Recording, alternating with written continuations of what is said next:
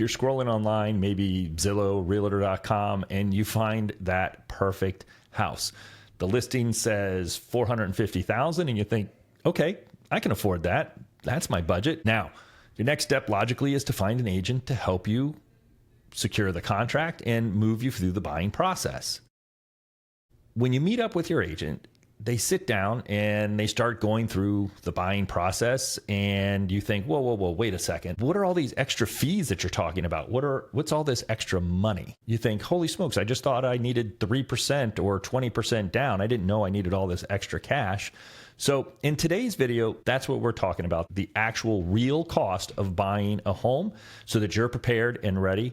Let's dive right in. First up, let's cover closing costs and origination fees and what those things mean. So origination fees are tacked on by your lender.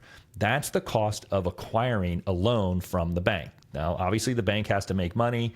The loan officer has to make money, but those are fees attached by the lender. Now, don't be afraid to shop. Get a couple of quotes and see who comes out the best. Some food for thought when it comes to your lender.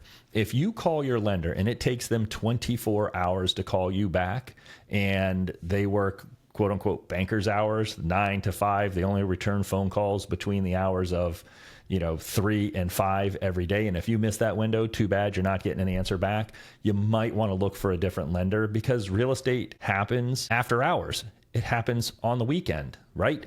And you don't want to wait 3 or 4 days to get an answer back from your lender on a question, or to get maybe an updated pre-approval letter.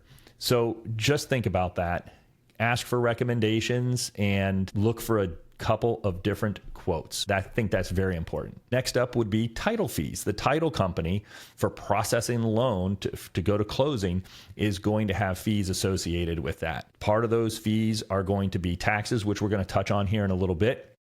And then other fees are getting insurance and things of that. And I mean title insurance, not homeowner's insurance. That protects your title against any kind of fraud or any kind of discrepancies or things that come up down the road. But there's those title fees, and we're going to go over how much all this costs here in a second. And I'm going to give you a quick little easy cheat code so you can do the math in your head. No matter where you're at, you can look at the home price and get a ballpark on what your closing fees are going to be. So stick around for that.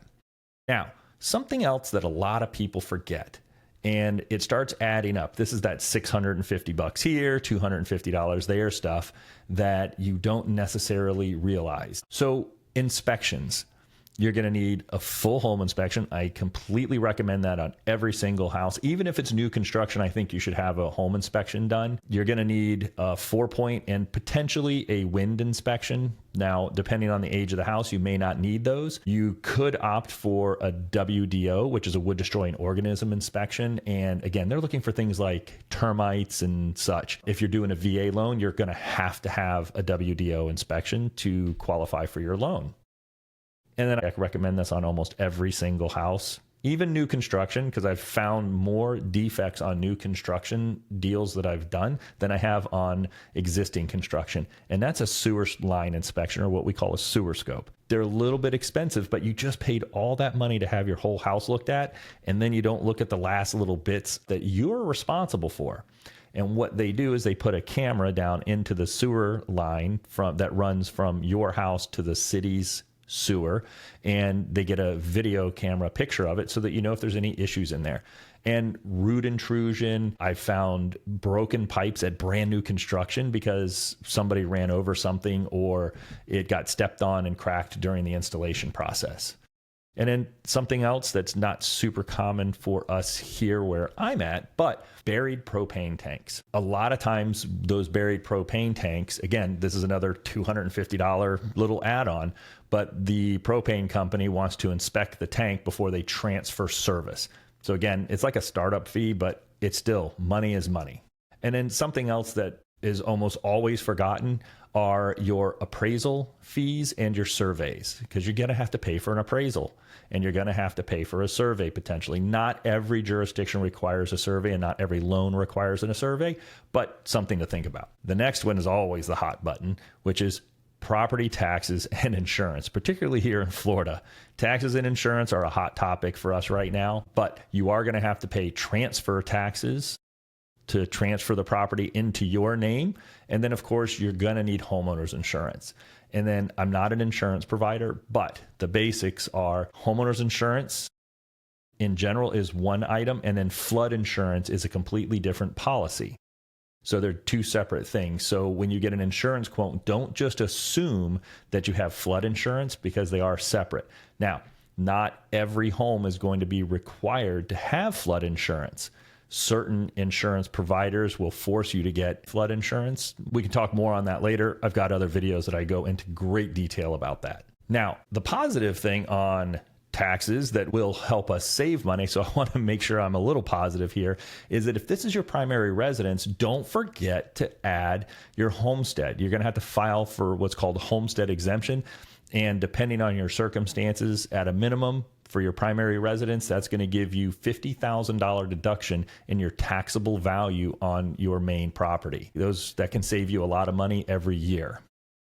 So when it comes to closing costs, the easiest way that I tell my customers to figure out your closing costs without getting down and doing an actual sheet is to use the anywhere from 2 to 5% of the home's purchase price so that you can budget accordingly. So in other words, if your house is $400,000, consider, let's go with 2%. You need $8,000 in addition to your down payment for closing costs and fees. It's just an easy way to round it up. So depending on the property, I've never really seen them go over 5%. Those would be more like coastal properties because of the extremely high expenses for flood insurance because they're on the water and on the Gulf or on the intercoastals. Now, going beyond just closing fees, don't forget, you own a house now, so you're going to have maintenance, things that you have to do around the house to keep it up. And believe me, things break. It doesn't matter. And you also have to budget for things that wear out. Now, you might not be thinking, oh, I need to start saving today for a new roof, but it's a good idea. Let's say you have a 20-year roof. Florida homeowners insurance requires you to have at least 5 years of life left when you bind a new policy. So you know that you've only got a 5-year window before you're going to have to put a new roof on. And a new roof can be expensive. It could be $20,000, maybe even more. So instead of writing a check for that $20,000 up front, you should start putting that money away every single month from when you move into the house. So you have a little bit of a nest egg, right? You also got to think about paint. What about repairs? AC, they go out. It's Florida. It's hot. They get worked constantly. And we don't really have seasons here. We have a few, maybe a month of a cool season. And then all of us Floridians get cold and turn the heater on. So that AC is running every single day, all year round. So they take a beating for sure. Don't forget about appliances. Ranges and refrigerators go out. Washers and dryers go out. Water heaters don't last forever. They wear out. Our faucets wear out. The valves eventually leak, things like that. So those are things that you want to keep up on before you actually have a big leak. And speaking of leaks, that's one of those things that the homeowners insurance company is going to do is they check your valves during that 4-point inspection. Now, those inspections range from anywhere between $125 to $150 for the 4-point inspection alone. At the time of this recording, they've stayed pretty steady over the last 5 years with that price range.